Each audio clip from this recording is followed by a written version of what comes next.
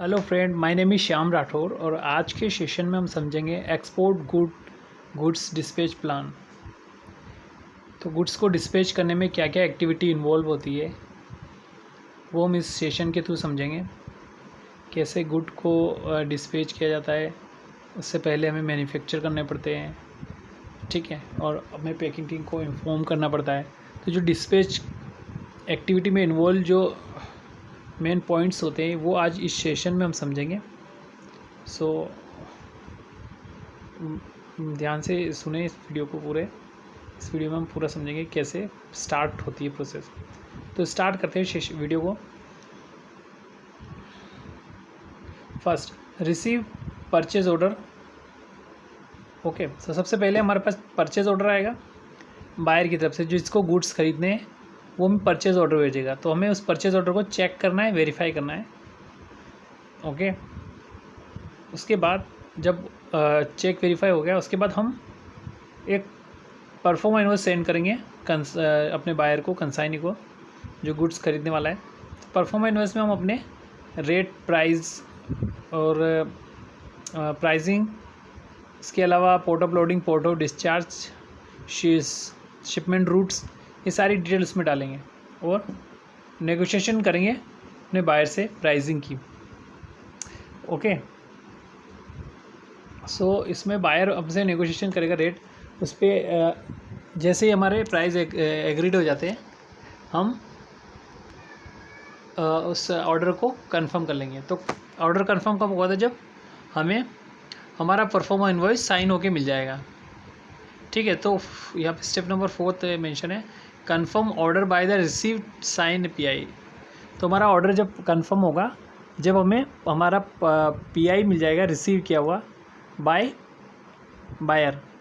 Okay, अब क्या करेंगे? जैसे ऑर्डर हमारा कंफर्म हो गया, तो order share with the production team. अब हमें जो गुड्स हमारे बायर ने मांगे हैं वो हमें प्रोडक्शन टीम को ऑर्डर शेयर करना पड़ेगा ताकि वो गुड्स को प्रिपेयर करें, ठीक है।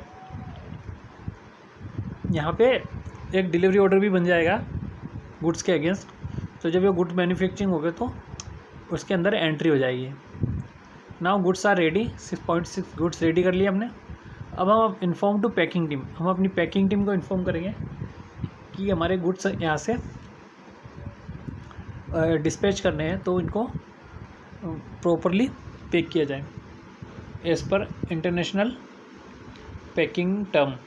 गुड्स को पैकिंग किया जाए। तो हमारी packing team as per requirement of the buyer goods को पैकिंग करेगी, ठीक है। इसके बाद हम क्या करेंगे? हमारा कमर्शियल इनवॉइस और पैकिंग लिस्ट बनाएंगे, ठीक है। तो कमर्शियल इनवॉइस पैकिंग लिस्ट वैसे तो बेसिकली हम बनाते हैं, जैसे बार बार एक ही शिपमेंट होती रहती है तो उसी के फॉर्मेट में एक्सेल में एडिट करके बना देते हैं। अगर न्यू शिपमेंट है तो हम अपने परफॉर्मा इनवॉइस के बेस पे बनाएंगे, ठीक है।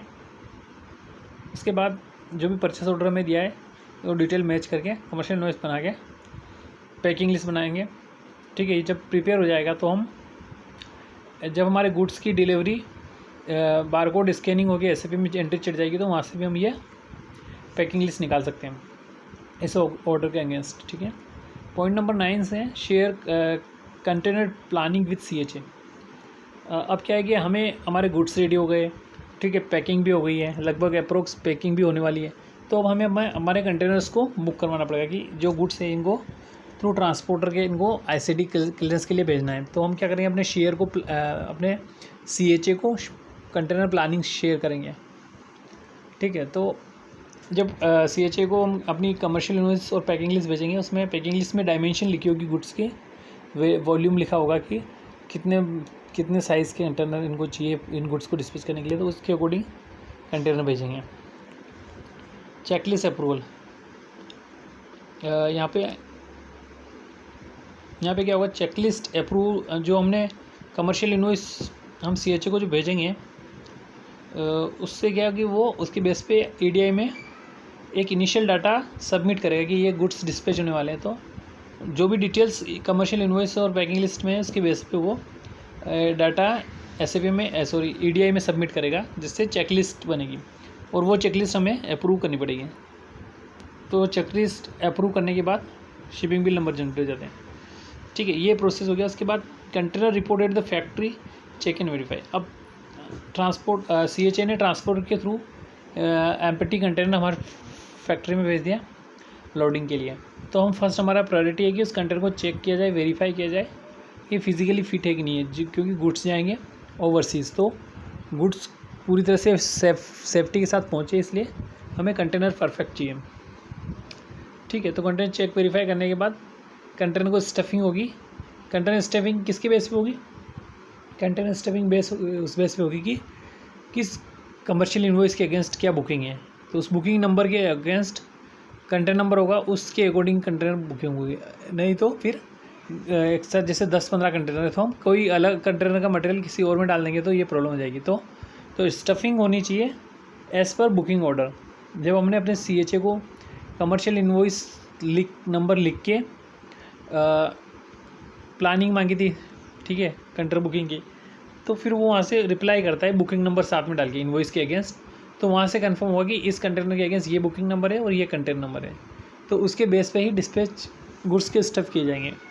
ठीक है, तो यहाँ पे स्टेप आएगी आपकी कंटेनर स्टफिंग हो गई। अब यहाँ पे अगर आपके वुडन बॉक्स है तो आपको फ्यूमिगेशन करवानी पड़ेगी, अगर स्टील केस है तो आपका विदाउट फ्यूमिगेशन भी जा सकते हैं। अब गुड्स हमने कंटेनर के अंदर लोड कर दिए। ओके, कंटेनर का दरवाज़ा बंद हो चुका है, कंटेनर को सील कर दिया गया है।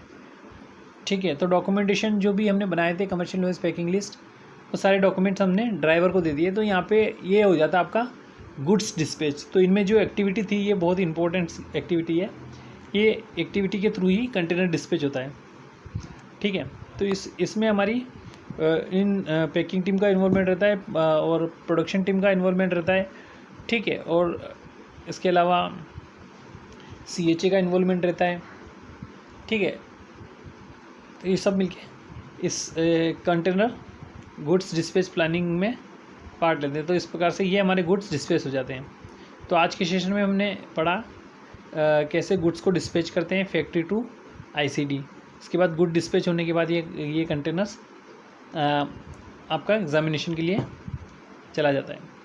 तो इसके आगे का जो भी सेशन है वो हम नेक्स्ट वीडियो में पढ़ेंगे। इसमें आपका जो रहेगा सेशन, उसमें कस्टम क्लियरेंस से रिलेटेड डॉक्यूमेंटेशन प्रिपेरेशन रहेगा और कंटेनर्स की एग्जामिनेशंस रहेगी, तो CHA डॉक्यूमेंट रिप्रेजेंटेशन और लेट एक्सपोर्ट ऑर्डर रहेगा। ये हम नेक्स्ट सेशन में पढ़ेंगे। तो guys, thank you for watching this session. अगर आपको वीडियो अच्छा लगा तो you can like and share and subscribe. Thank you for watching this session.